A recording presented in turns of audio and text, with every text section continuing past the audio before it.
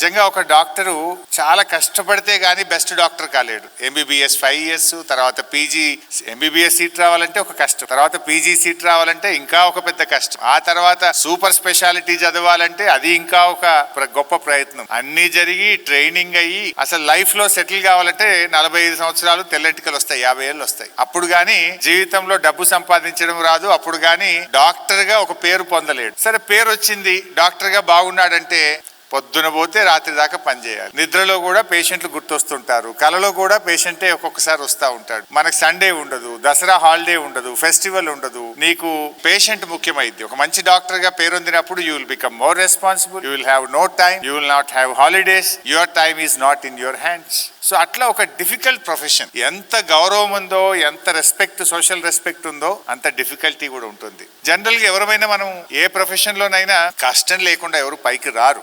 గౌరవం దొరుకుతుందంటే డెఫినెట్ గా దాని వెనుక ఎంతో కొంత హార్డ్ వర్క్, ఒక డెడికేషన్, ఒక కమిట్మెంట్, ఎన్నో వదులుకుంటే గానీ జీవితంలో పైకి రాని వాళ్ళు ఉంటారు. అలా డాక్టర్లుగా మీరు ఎంతో కష్టపడితే గానీ ఇంత పైకి రారు.